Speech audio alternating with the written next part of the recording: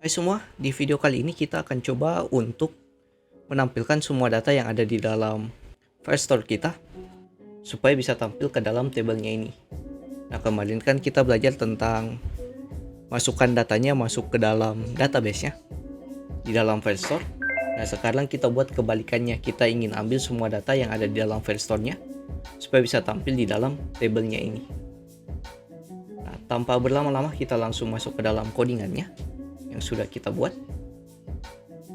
Di sini pertama-tama mungkin kita coba buat dulu fungsinya yang ada di dalam kategori store-nya.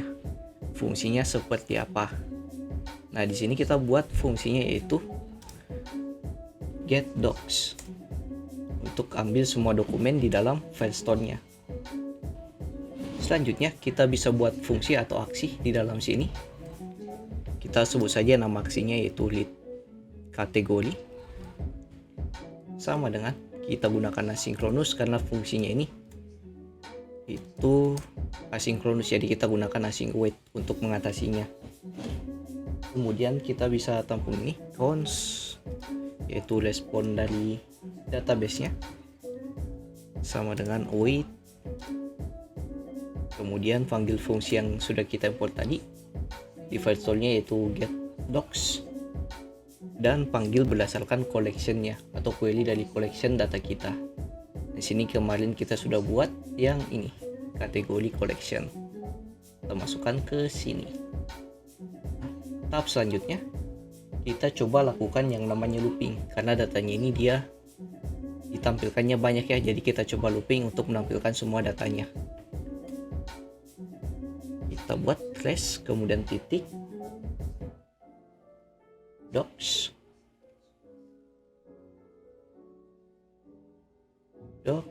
kemudian titik map. Kita lakukan loopingnya menggunakan mapping atau map docs. Jadi kita ambil per datanya, kita sebut saja namanya docs. Kemudian kita coba console log saja dulu, console.log data yang kita dapatkan. Di sini kita coba dalam kurung masukkan, kita cek dulu docs ID-nya untuk mendapatkan ID-nya karena dia terpisah antar docs ID dan juga datanya. Kemudian koma panah, kita ambil setiap datanya yaitu docs titik data dalam kurung tutup kurung. Nah, ini untuk mengambil semua dokumennya atau data dokumennya.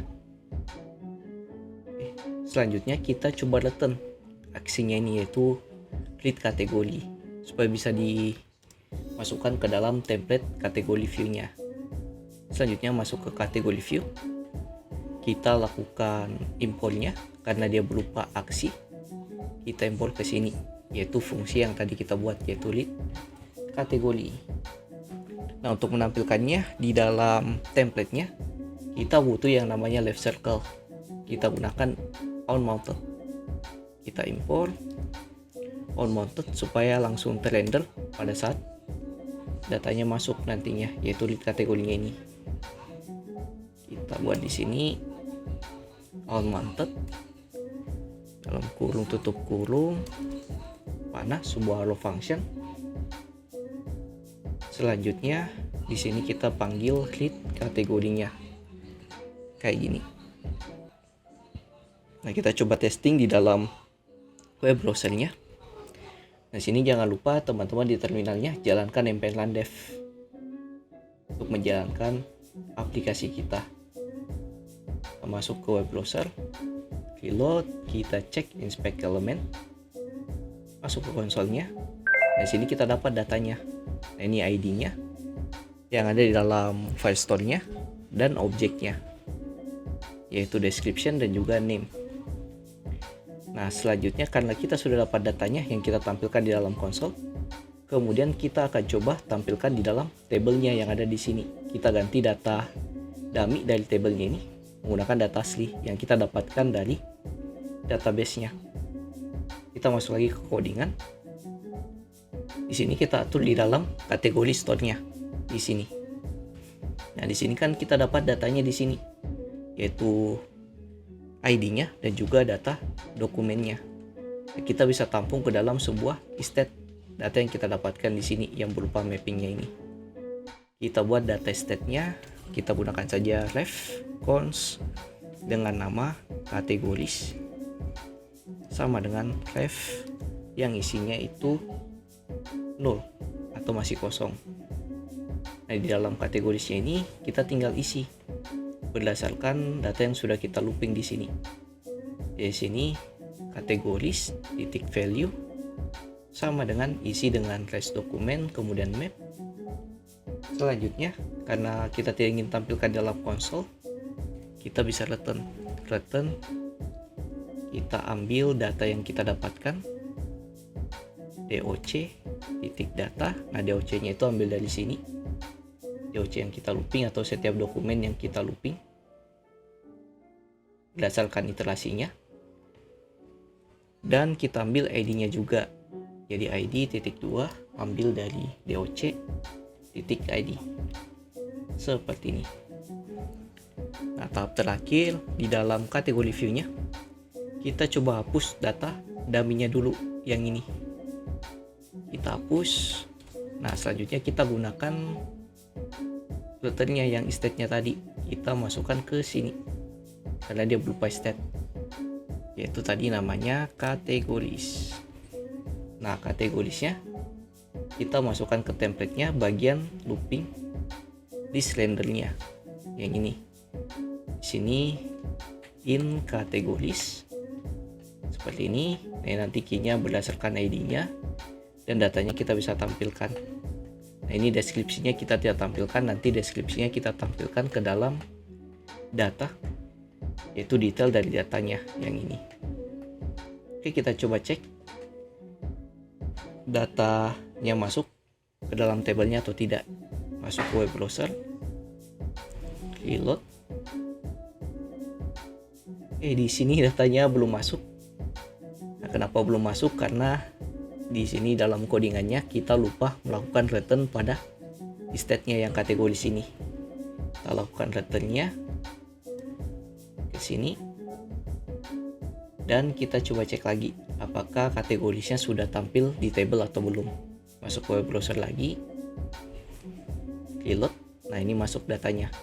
Nah, kalau kita tambah data satu lagi, kita coba tambah kuliner lorem ipsum 2 tambah. Oke. Cuma di sini dia tidak ngerender datanya secara otomatis, kita harus reload manual. Nah, kita coba atasi yang ininya, ngerender datanya atau file rendernya di on mounted-nya, kayaknya ada yang salah. Nah, di sini kenapa tidak melakukan rendernya? Karena di dalam kategori storage-nya kita masukkan fungsi read kategorinya ini masuk ke dalam fungsi onSubmit-nya. Jadi pada saat dia selesai melakukan tambah datanya, dia akan menjalankan render on mounted-nya lagi, yaitu read kategorinya ini di dalam onSubmit datanya. Kita coba cek lagi, reload. Saya tambah data lagi. Contoh di sini datanya yaitu IT, column ipsum description. Contoh datanya seperti ini, kita coba tambah, tampil alarmnya. Oke. Nah, datanya langsung ke render. Tidak jalankan read datanya, jadi alurnya itu pada saat kita tambah data, setelah berhasil tambah datanya, dia akan melakukan on mounted-nya, yaitu ngerender ulang data perubahannya di dalam tampilannya ini. Mungkin sekian sedikit penjelasan tentang read data di dalam Firestore-nya. Di video berikutnya kita akan melakukan fitur selanjutnya, yaitu untuk detail datanya ini. Jadi kita ambil datanya berdasarkan ID dari data atau dokumen yang kita dapatkan di sini.